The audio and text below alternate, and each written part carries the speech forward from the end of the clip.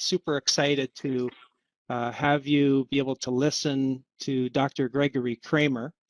And I want to go through Dr. Cramer's bio here first. Gregory Cramer, DC PhD, was in clinical practice for 5 years with his father before pursuing a career in research and teaching.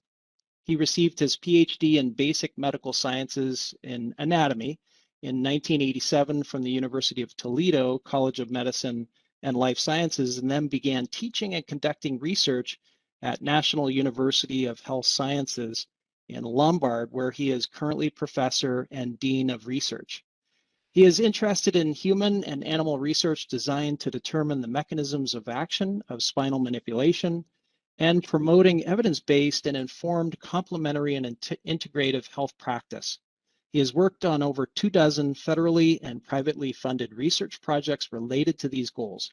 He has received several awards for research and teaching, including the 2005 American Chiropractic Association Researcher of the Year Award, and has published over 175 scientific abstracts, papers, and textbook chapters.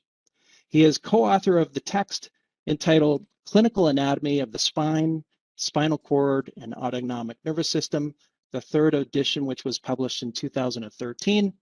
And I have my own copy right here of the textbook that I use on a regular basis still. So I appreciate that, Dr. Cramer. And on a personal note, I'm very grateful to have had Dr. Cramer be a mentor of mine, a friend and a colleague. And he taught me spinal anatomy, as well as so many other things since that time. And I greatly value our friendship, and I really appreciate you coming on to speak to the class today. So I'll turn it over to you. Thank you, Dr. Cramer. Thank you, Dr. Smith. That was heartwarming, and let's face it, you demand. So always great to be here. And now to your class, it is. I'm very excited to be with you. Dr. Smith has told me about your class and a little bit about your class and how most of you, if not all of you, are interested in healthcare or a career in science in some way. And even if you're not, you're certainly interested in the clinical aspects of science to be in this class at all. So it's really, I'm very happy to be here, and I've been looking forward to it. So we are going to talk about a clinical topic today, the clinical anatomy of spinal manipulative therapy. And there's a handout on this topic that Dr. Smith has posted on Canvas. It goes into more detail than I will be discussing in this talk. So if you're interested in any aspect of this talk, you might find additional information there. And of course, you can always ask questions at the end or email me or Dr. Smith, and he'll forward the questions on. There's also some papers I've forwarded to Dr. Smith in case that I'll be referring to throughout this talk. So they're available should you be interested in further information. So in this talk, we're going to discuss first the definition of spinal manipulation, and then we'll describe the general forces that are used in manipulation. And then we're going to hone in on the anatomic structures that are receiving those forces. And then we're going to focus on the zygapophyseal joints. We'll then weave the results of current research into the talk, and then we'll finish with a discussion on benefits versus risk of spinal manipulation. So to begin with the definition, I'll give you the long-winded definition and then the bottom line here. Spinal manipulation, and I'll be using the term spinal adjusting synonymously, is the use of a short or long lever, high velocity, low amplitude thrust to one or more of the joints of the vertebral column. So the bottom line is it's a quick, shallow thrust. So let's think for a moment about the kinds of forces that are put into the spine during these manipulative procedures. And one of the most common types of forces that are applied is posterior to anterior thrusts. And Dr. Smith mentioned that my dad was a chiropractor. This is a picture of my father. And he is giving a posterior to anterior thrust. So this technique has the $5 name as the crossed bilateral transverse pisiform technique.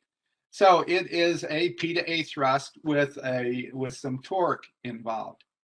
Now, Dr. Smith has been kind enough to provide us with a couple of videos showing some manipulative procedures. And the first one shows several different types of posterior to anterior thrusts. Thanks, Dr. Cramer. So in this video, you'll be able to see me doing some palpation, just checking the spine. Here we have an ulnar border type of thrust, a knife edge thrust, as some people call it, in a sagittal plane. Now the cross bilateral that Dr. Cramer referred to. And then just using the hands to palpate and assess the spine in this case here. And then providing thrusts in different parts, in this case, a little bit into the lumbar spine as well. Excellent. Now, in addition to P to A thrusting, rotary motions are frequently applied to the spine in a variety of techniques, particularly in the lumbar region. And Dr. Smith is demonstrating a very commonly used adjustment here. As Dr. Cramer mentioned, this is a very common type of adjustment. The person is in a side-lying position, and the hand contacts one of a few different sources: spinous process, mammillary process. Here I've got it wrapped around the spinous and inducing some rotation of the spine in order to try to gap the facet or the Z joints that Dr. Cramer will be talking about coming up. Thank you, Dr. Smith. And so even though rotation is de-emphasized in most cervical manipulations, almost all cervical adjusting has some component of rotation associated with it. Now, this technique is technically not a manipulation, but a mobilization because there's no thrust involved. It's called flexion distraction, and traction is given to the lumbar region in this case, and then the caudal part of the table releases and can flex forward, and that induces additional traction and is a commonly used procedure. So those are the general forces that are involved in manipulation. Now let's think for a moment about what anatomic structures are receiving those forces. And so in the figure here, this is a parasagittal section of the lumbar region. So it's as if I was cut about 1 centimeter to the right and then cut all the way down my body, and the left part of my body flopped off, and you're looking at what's left. And I'd do that for you if I thought it would help. But at any rate, with these forces that are applied, one of the structures that receives these forces are the zygapophyseal joints. The zygapophyseal joints. And so, back this up. I want to get my pointer working here. There we are. So Dr. Smith showed me how to use this laser. I want to try this out. So anyway, here's the superior articular process, inferior articular process, Z-joint space right here. And then here's ligamentum flavum and the capsule behind. I'll show another picture of the capsule in a moment. So the zygapophyseal joints, or facet joints as they're called, also are receiving these forces. The inner body joint and intervertebral discs. So here you see the intervertebral discs. That symphysis type of joint is receiving these forces. Spinal muscles obviously are receiving the forces. We'll talk about how the muscles can be affected through reflexes, spinal reflexes, in just a little later as well. And then vascular and neural structures within the intervertebral foramen are affected by these forces. And then finally, connective tissue, which is a very hot topic in research during the past 10, 15 years, that connective tissue system that is completely interwoven throughout our bodies is also influenced by manual procedures. We're going to focus in on the zygapophyseal joints for the rest of the talk because over half of low back pain, neck pain, and vertebrogenic headaches have a zygapophyseal joint component to them. So this is a computerized tomograph, and on a CT scan, the standard view is that this is the right side.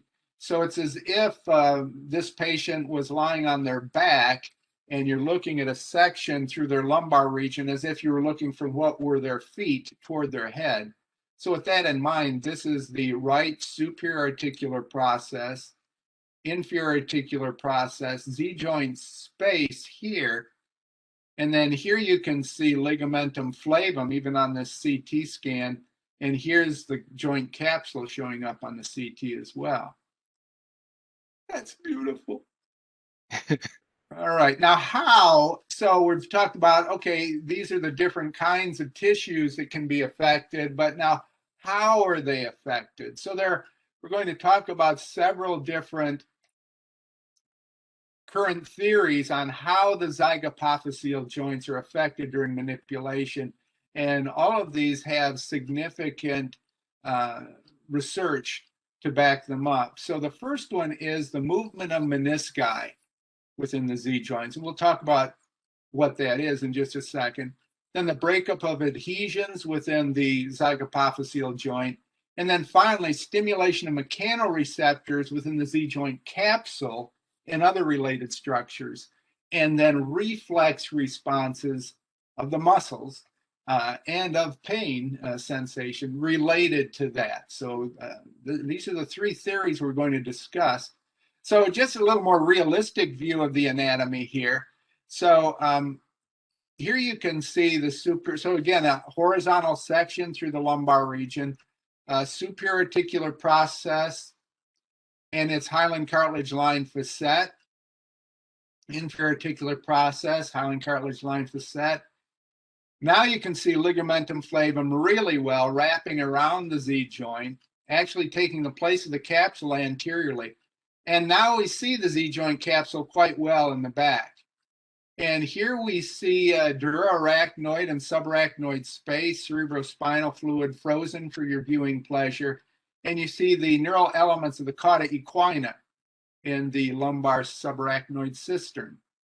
Now here we see parasagittal cervical images. And so we see inferior articular process, its facet, superior articular process, its facet. Now we see the capsule nicely here. Okay.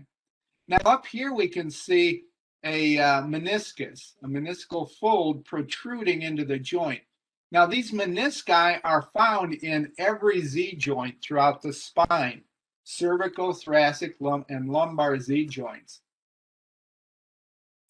And they protrude into the zygapophyseal joint, and they receive sensory innervation. In this right-hand image, you can see the sensory innervation has been drawn in. And so if these structures are compressed, if they're pinched within the Z joint, as can happen sometimes, it hurts because they receive sensory innervation.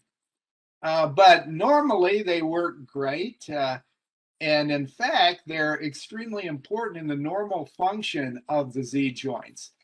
Here on this, on the left-hand side, you can see the three layers of first the fibrous capsule, and then this fibrofatty layer of the meniscus, and then the synovial lining.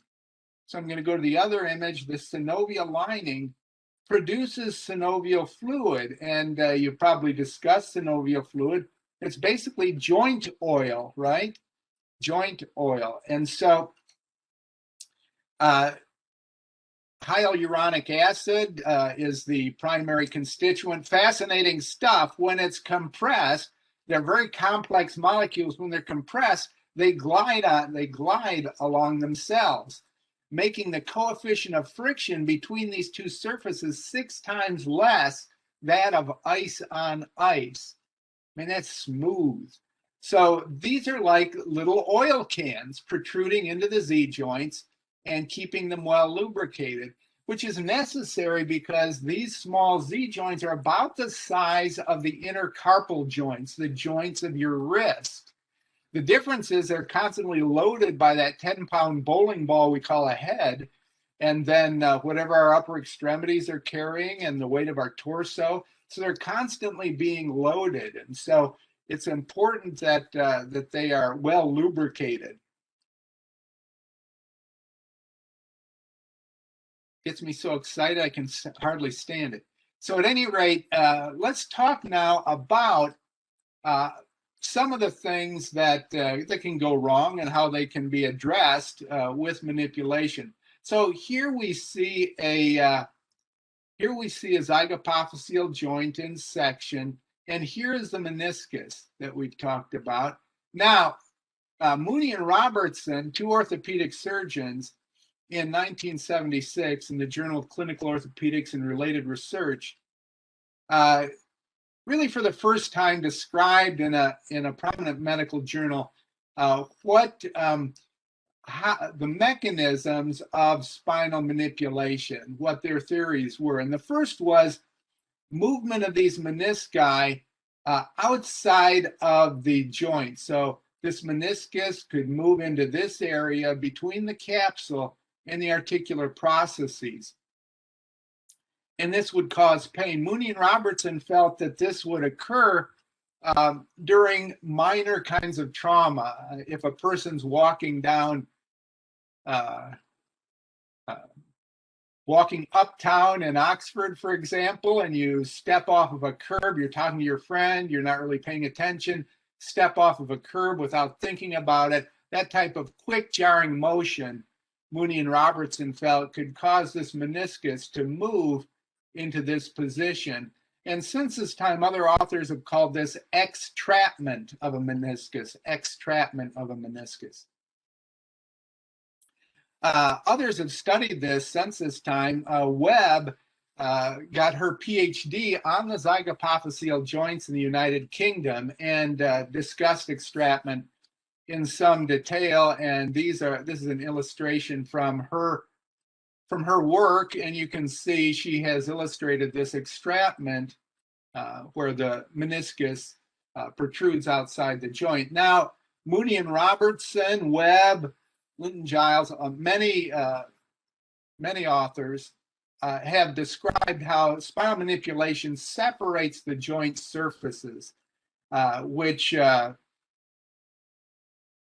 term therapeutic gapping of these Z joints. So these surfaces separate from one another. And when that happens, Webb and these other investigators state that this will come back into its normal anatomic position and relieve the pain.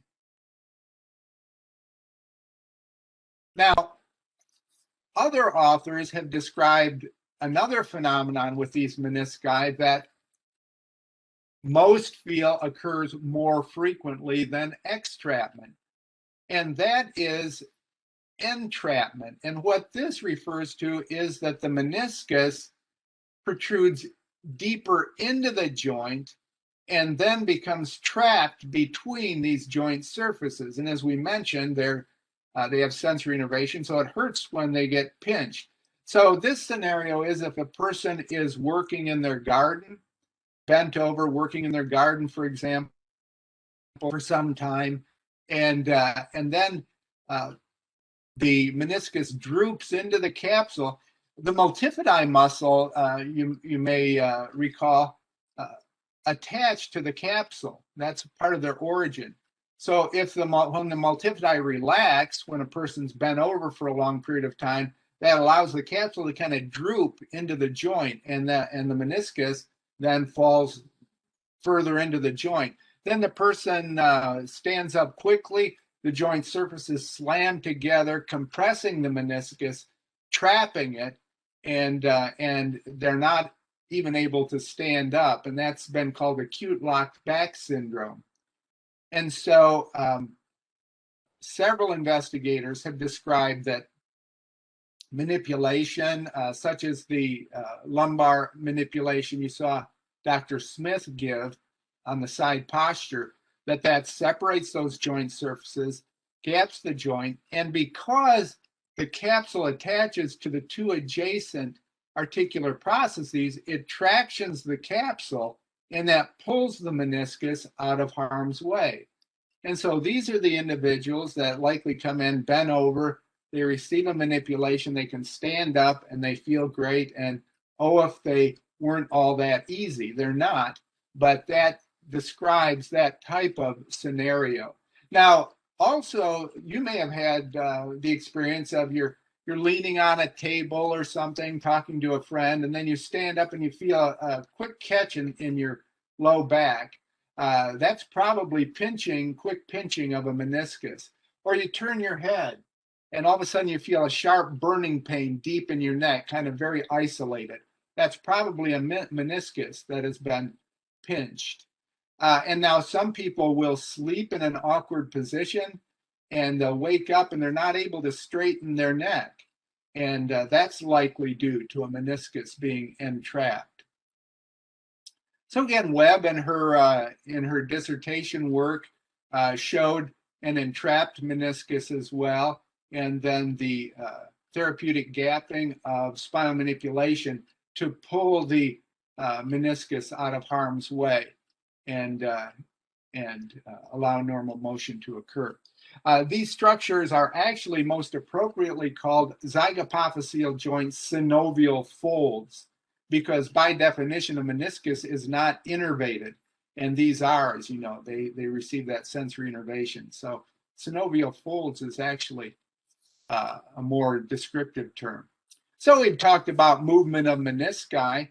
Another theory that is that describes the mechanisms of action of manipulation on the Z joints is breakup of intra-articular adhesions. And we mentioned that Mooney and Robertson had talked about that in their 1976 paper. Others had actually talked about it before that. Joseph Jancy, who was a prominent president at National University of Health Sciences, was probably the first one to really discuss this in the late 40s even. And so in this model, this theoretical model, the Z joints become hypomobile for a variety of reasons. They lack proper motion. So if we sit a lot and don't exercise, these Z joints are becoming hypomobile. If we stand a lot and don't exercise, the same thing. If you're in clinical practice and you have a patient that's doing repetitive motions all of the time, some of the joints may be moving, but others may just be getting loaded over and over and becoming hypomobile. And in this model, these hypomobile Z joints develop connective tissue adhesions within them. And then, as we mentioned, spinal adjusting gaps the joints, separates the joint surfaces. This breaks up those adhesions, reestablishing joint motion. And that reestablishing joint motion can, if done early enough, can potentially reverse or stop degenerative changes from occurring in the joints. And so here is a cartoon drawing of this theory. Here you see a hypomobile Z joint getting these connective tissue adhesions in them. And then here is following a manipulation, the joint surfaces have gapped or separated, and now the connective tissue adhesions have broken. Now, our research group has been working on this theoretical model for over 25 years. So I'm going to spend the next 3 hours no, I'm not going to do that to you. But so just very briefly, we'll talk about some of the work we've done. So first, we want to look at, does hypomobility result in adhesion formation in the Z joints? Nobody had ever really studied that. So we did this in a series of studies on rats, and all of our work is done under the auspices of the Institutional Animal Care and Use Committee, which runs under the guidelines of the Department of Agriculture. We have a veterinarian on the staff, and all surgical procedures are done under anesthesia, and then followed up with 2 days of analgesia. Animals are observed for pain behavior. If any is seen, analgesia is extended. So at any rate, this is a rat Z joint. This is a rat Z joint. And you can see the superior articular process here, inferior articular process here, as they're called in rats, cephalad and caudal articular processes. And here is the Z joint space. So the capsule has been cut here. There's a probe that is protruding on the ventral aspect of the joint about 1/3 of the way in. And so the joint's popped open. And this is an 8-week control animal. And this is 12 times magnification.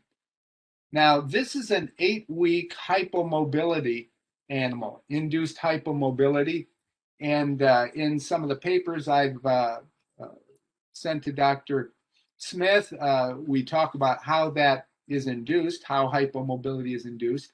This is the 6 times magnification. I'll show you this, the 12x in a second, but I wanted to show you this because I wanted you to see that here's a probe going all the way through the joint in this case. It was just about 1/3 of the way through in the previous animal. And here is the capsule has been removed here, but the joint is not opening because, and now as you can see in this 12x, all of these adhesions that have developed in the Z joints. And so this study used 87 animals, and we did find time-dependent adhesion development. The longer the hypomobility, the more adhesions developed in the Z joints. We also looked at degenerative changes, and so here on your left you can see the superior articular facet of a 4-week control animal with the nice glassy hyaline cartilage. You remember hyaline means glassy, so the nice smooth hyaline cartilage here. And then in the 4-week hypomobile animal, you can see the hallmarks of degeneration, that's roughening and pitting. You can see the pits here. And so degenerative changes occurring with hypomobility. Then if we look at the outside of the articular process, this is the cephalad articular process, the cephalad surface of it, you can see nice smooth line here in this 8-week control animal. And now in this 8-week hypomobility animal, we see a very large osteophyte developing there. And so we found that adhesions developed between 1 and 4 weeks, and then degenerative changes between 4 and 8, and also osteophytes between 4 and 8 weeks of hypomobility. So back to our cartoon drawing. So we've seen that hypomobility does result in adhesion formation, but does spinal manipulation gap the Z joints? And McFadden and Taylor published in the journal Spine several years ago that they did a study using cadavers and concluded that the joints of the spine do not gap, the Z joints do not gap with rotation. And they stated in their discussion, they strongly inferred that clinicians telling their patients that they were gapping the Z joints were misinforming them. They said they would only gap in the most severely degenerated spines, very rare severe degeneration. But if the joints were anywhere within normal anatomic limits, they would not gap or separate. So we were very interested in this anyway, and this really piqued our interest. So we wanted to investigate this, and we wanted to start by looking at subjects, patients that we knew that their Z joints were within normal anatomic limits. So we did a series of studies on humans with magnetic resonance imaging. And here's an example of a Z joint, superior articular process. inferior articular process. And here you can see the Z joint space. This is before manipulation. And then here is after lumbar manipulation. And you can see the Z joint space has increased in size. This was, by the way, the largest gap of our of this study. But in the 64 subjects, we did see significant gapping between with those who received spinal manipulation versus the controls that did not. And we published the paper in the same journal that McFadden and Taylor published. Their cadaver study, they extended the spines before they rotated them. And as you may be aware, that extension of the lumbar region really locks out rotation. And so during a typical lumbar manipulation, as you saw Dr. Smith do, the patient is flexed and then the manipulation is given. And that flexion allows the Z joints to gap. So that's why we think that we had the opposite results of McFadden and Taylor. But we wanted to look at low back pain patients because that's what brings patients to us, the fact that they're having pain. So we received additional funding to study 112 low back pain patients and found basically the same thing, the joints gap. This is from that study. This is before manipulation, the Z joint space here. And then after manipulation, you can see the Z joint space is increased. This was not the largest gap by any means in this study, but I chose this image because of this low signal within the center of the Z joint. And here you can see it again right here. And we think this is gas, probably carbon dioxide coming out of solution and entering the Z joint during that popping sound that is sometimes heard during manipulation, which is called cavitation or tribonucleation. But that popping sound is we think is related to this gas coming out of solution. We became interested in this and wanted to study, does that cavitation sound have any relationship to gapping? And so we decided to study this, and we got additional funding to do that. And so we used these piezoelectric accelerometers. They're about the size of a sugar cube. We put them in very specific locations on the lumbar region so that we could identify the Z joint from which cavitation originated. And so we MRI scanned the subjects first, then we placed the accelerometers, did a spinal manipulation, and then scanned them a second time, and then correlated gapping with cavitation and found that indeed cavitation was related to Z joint gapping. If a joint cavitates or has that popping sound, it has gapped, but it doesn't quantify how much it's gapped. Some joints don't cavitate, but they gap just as much as those that do. So we believe that it's the cavitation sound is due to the speed with which the joint surfaces separate. And we have some preliminary evidence to support this. And so we've identified that joints that hypercavitate, they cavitate multiple times, those joints are actually narrower before manipulation than others. So now we speculate, so this is now speculation, that these joints have increased muscle tightness around them. And so during the manipulation, that separation occurs more quickly as the force of the muscles is overcome by the thrust. And so they separate quickly and create that popping sound. And so now I further speculate that may indicate that the joints that cavitate may be the ones that benefit the most, because those are the joints that have increased muscle tightness around them. Now, that last statement is speculation, and more work needs to be done to validate that statement. But the previous statements were based on on our results. Since this time, that process got us interested in vibrations and sounds that emanate from the Z joints, even during normal motion. And so crepitus, and maybe sometime you've moved your shoulder around or turned your head or moved your knee, and you hear this crunching sound. So that's called coarse crepitus. There's also fine crepitus, which we cannot hear, but our vibrations, very low amplitude sounds coming from the joints almost all the time. And that's been related to decreased joint lubrication. And so we're hypothesizing and pursuing work to look at crepitus, fine crepitus, as a biomarker for zygapophyseal joint dysfunction.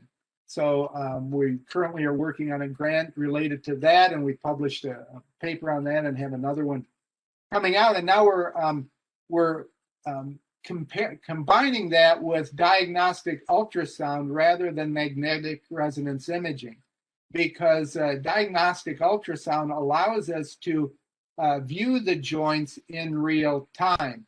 And so here you can see right here is the zygapophyseal joint space. So if you keep your eye on this during the manipulation, especially right at the top, you can see it the best. Okay, keep your eye on the ball there. Now notice that the surfaces continue to separate. So that's Z joint gapping. We found that the joints separate maximally 10 seconds after the manipulation, 10 seconds after the manipulation. So what you just saw was $1.7 million worth of research. It's very expensive to do this. The human studies were funded by the federal government, the National Center for Complementary and Integrative Health. The animal studies funded by NCMIC, a private foundation. We're very grateful for that. And also very grateful for all of the research assistants and co-investigators. It took over 30 individuals for that lumbar human MRI study. So it's an incredible team effort. So we've talked about movement of menisci and breakup of adhesions. The last theory related to how manipulation affects the zygapophyseal joints is stimulation mechanoreceptors in the capsule and related responses. So here we can see a drawing of a Z joint capsule. And here it's been opened up. And so you can see the 3 layers of the capsule with the inner synovial lining. So Weick was a medical neurologist who studied articular neurology, and he studied the zygapophyseal joint innervation very intensely. It's been found that the Z joints receive triple innervation from the medial branch of the dorsal ramus of 3 contiguous segments. This actually becomes relevant clinically as well, because in a lot of the pain clinics that are being developed by anesthesiologists, they are doing facet joint denervation, medial branch neurotomies. And so they need to denervate 3 contiguous medial branches in order to denervate a single Z joint. By the way, these nerves also innervate the semispinalis, multifidi, and rotatories muscles. So you are denervating muscles when this occurs. Theoretically, the nerves will grow back, but they do not grow back the same as before. So I think it's reasonable to say that let's try some manual procedures or exercise. Many of you are interested in therapeutic exercise before going that route, but sometimes that is necessary. But at any rate, Weick was very interested not only in the innervation of the Z joints, but the receptors, the sensory receptors within the Z joint capsule. And he found 3 types of these. Type 1, we call the first type 1, they're in the outer Z joint capsule. And these are mechanoreceptors that are firing all the time. So right now you're trying to sit as still as you can. Pop, pop, pop, pop, pop. These are firing all the time. Type 2 receptors are dynamic receptors deeper within the Z joint capsule. They fire with motion. So you're looking at the screen, pop, pop, pop, and then you look down to take some notes. Pop, pop, pop, pop, pop. You get additional firing from those type 2 receptors. Type 4 receptors were nociceptors.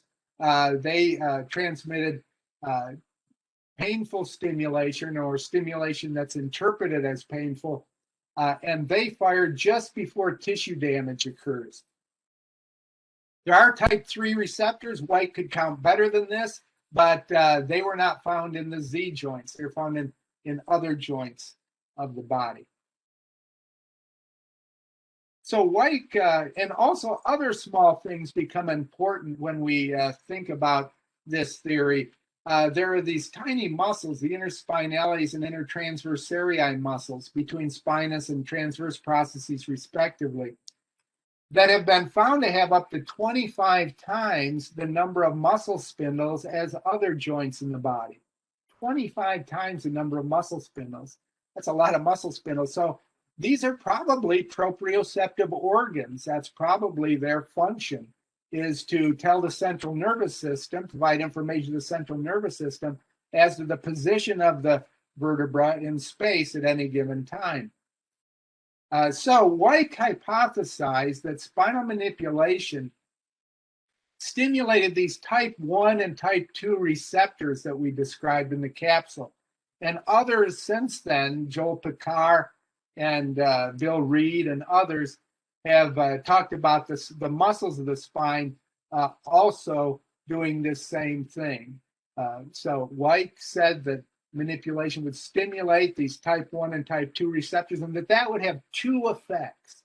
The first is what he called a pain suppression effect via a Melzack-Wall gating mechanism, where these rapidly conducting fibers from the mechanoreceptors dampen the input from nociceptors, pain, at the level of the dorsal horn of the spinal cord. So pain suppression neurologically. And then the second effect, and there, by the way, have been a lot of studies that have validated this, both in animals and humans now.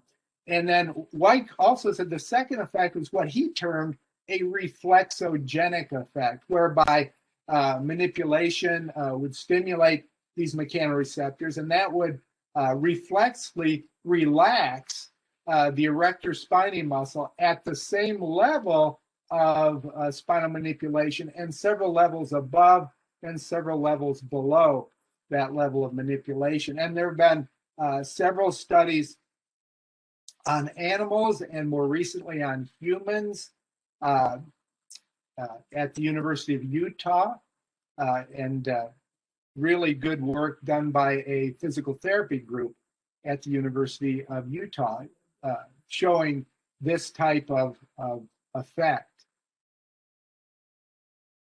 Okay, so back to our theoretical model. We say the Z joints become hypomobile for a variety of reasons. That results in adhesion formation. Manipulation gaps the joints.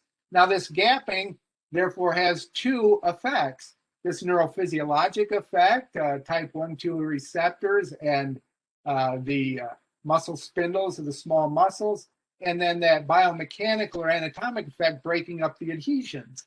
Now, these are probably not mutually exclusive. They're likely happening both at the same time in most individuals. So again, that neurophysiologic effect, you stimulate the mechanoreceptors, and that then decreases pain and relaxes muscles. And then we break up the adhesions. Breaking up adhesions reestablishes joint motion and slows or reverses the degenerative changes. Well, we've talked about a lot of good things that happen when we manipulate the spine, or talked about its benefits.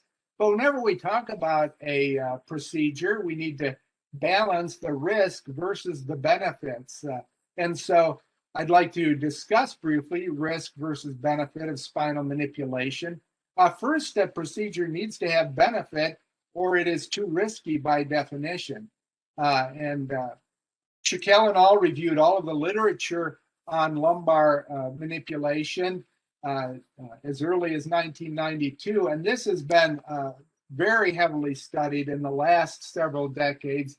There are now, this is a meta-analysis of the studies that were done there, a meta-analysis being a study of studies.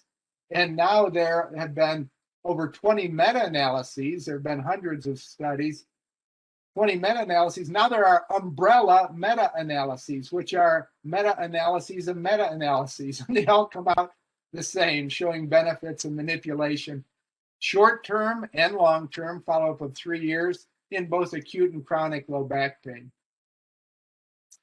Same is true in neck pain. Many studies have been done on neck pain. Here are a few, and the citations, the references are in your notes. They're provided. The most extensive assessment of neck pain and manipulation was done by the Bone and Joint Bone and Joint Decade Neck Pain Task Force, which was a multidisciplinary and international group studying neck pain. They concluded that spinal manipulation, when combined with therapeutic exercise, as many of you are interested in, that combination is the best first-line treatment for the vast majority of neck pain. And current guidelines for treatment are reflecting that. Also, headache, cervicogenic headache or vertebrogenic headache. There's been a lot of work beginning in the 70s and then more recently have shown benefits of spinal manipulation for vertebrogenic headache and muscle tension headache. Now, regarding risks, Carnes did the most extensive review of risk related to spinal manipulation. Walker more recently buttressed that work. Carnes concluded that minor adverse events were quite common, that approximately 50% of individuals receiving a spinal manipulation report soreness within 24 hours of the manipulation, and it leaves within 72 hours. The soreness is about the same as occurs with rigorous exercise. And interestingly, it's about the same as for sham treatments. Now, for sham treatments, in clinical studies of spinal manipulation, frequently what's called a sham manipulation is given. That's where the choreography of the manipulation is the same, but the thrust is dramatically less forceful, to the point where clinicians have agreed that there's no therapeutic benefit. And yet, those individuals report the same amount of soreness as those that receive the full manipulation, but those that receive the full manipulation have improved significantly more and faster. So maybe it has something to do with positioning. More work needs to be done to understand that phenomenon. Major risks following spinal manipulation are extremely rare. And we'll put this into perspective a little bit. Bandolier is a journal that was started by University of Oxford medical professors in the United Kingdom. They are proponents of informed consent. They feel that for any therapeutic procedure given by any doctor, that the patient should be informed as to the relative risk. And they recommend comparing the risk of a therapeutic procedure to these life events, which they feel most people can relate to. And so this is in your handout as well. And so, for example, the risk of dying from a lightning strike is 1 in 65,000. Now, the most serious risk associated with lumbar manipulation, low back manipulation, has been associated by a few as cauda equina syndrome, where a disc bulges in the upper lumbar region, pushing against those neural elements of the cauda equina, resulting in bowel and bladder dysfunction. Serious business. Shaquille reviewed all the literature on this as well and found that the incidence to be 1 in 100 million. So that is extremely rare. In fact, you are 20,000 times more likely to die of a lightning strike than this incidence reported by some as cauda equina syndrome with manipulation. However, you're 7,400 to 37,000 times more likely to get caudate Aquinas syndrome from surgery than from spinal manipulation. It is a real risk in lumbar surgery. Now, others, the major risk that has been associated with cervical manipulation is vertebrobasilar accident, which is a type of stroke. And it can lead to death. It usually does not. People usually recover fully, but it can. And the incidence reported in the general literature for this is 1 in 1.5 million. Now, and Hurwitz and all did the first review of the literature on this. Many others have studied this since. This is probably the most heavily studied area of spinal manipulation. At any rate, so you're 30 times more likely to die of a lightning strike than this incidence. However, Boyle and all looked at the incidence of vertebrobasilar accident in the general population, and they found that the incidence is the same. So this is the incidence in the general population. So throughout the series of studies that have now been conducted, the scenario that's now being elucidated is that a person is having a vertebrobasilar accident. These are very rare. They present as a very intense neck pain that refers to the head. And so the person seeks care from either a chiropractor or 3 times more frequently by a medical doctor or another healthcare provider. And unfortunately, the neurologic symptoms, or maybe fortunately, the neurologic symptoms do not manifest themselves for another 72 hours to 1 week. And so the clinician is actually an observer of the phenomenon.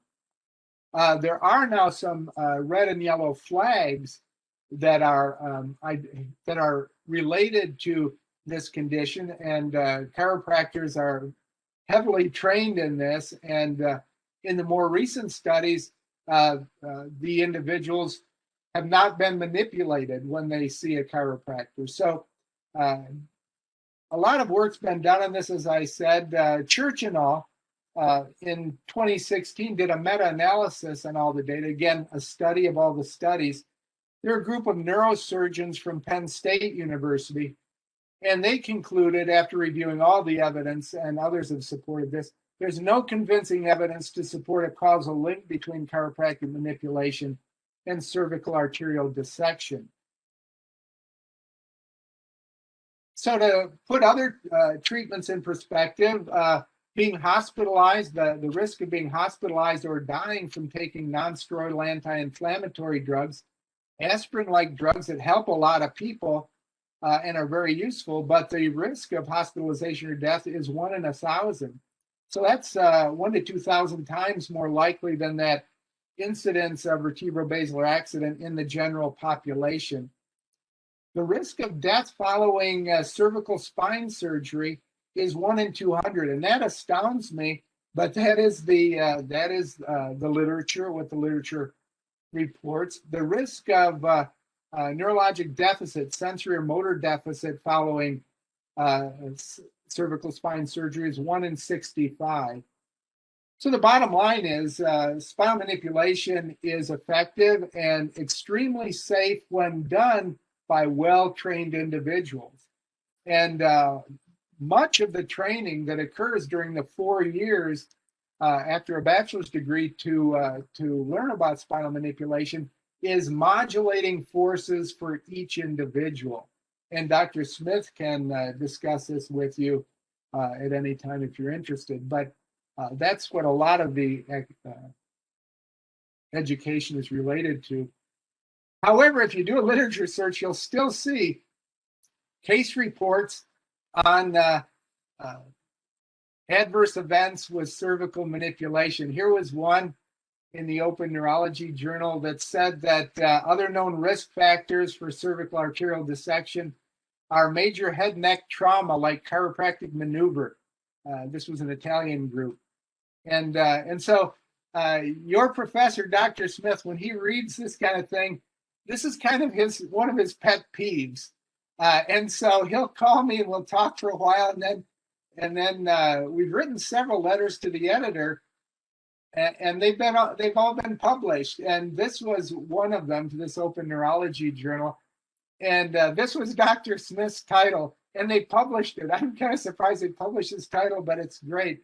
Spinal manipulation is not an emerging risk factor for stroke, nor is it major head and neck trauma. Don't just read the abstract, because the paper itself was actually balanced, but the abstract was misleading. And let's face it, when a lot of people review the literature, they just read the abstract. So in this letter to the editor, we wrote that there is no causal relationship between spinal manipulation and vertebrobasilar stroke, and spinal manipulation are not major head and neck trauma, as reported. By the way, I should mention Dr. Smith is an extremely well-respected researcher in manual therapy and manipulation.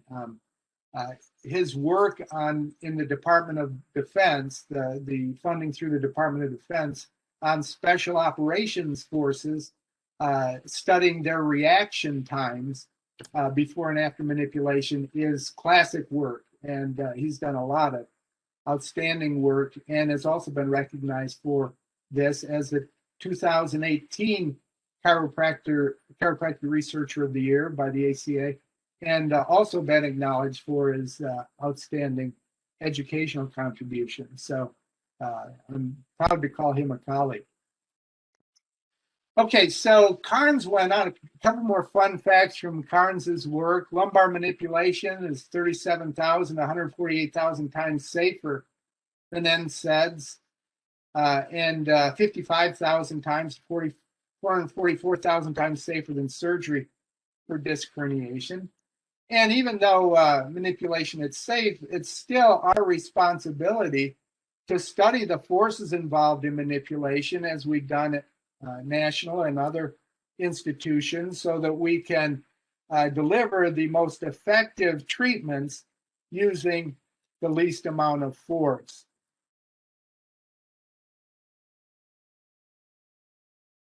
And so we've talked about the definition of spinal manipulation, the various forces involved in manipulation. Then we focused in on what tissues are involved receiving the forces of the manipulation. We then honed in on the zygapophyseal joints, discussed some current research, and finished up with risk versus benefit. So I'd like to thank you all very much for your time and attention, and I'd like to wish you a great rest of your semester and your and rest of your time at Miami of Ohio, and great success in your future careers. So thank you very much for your time and attention.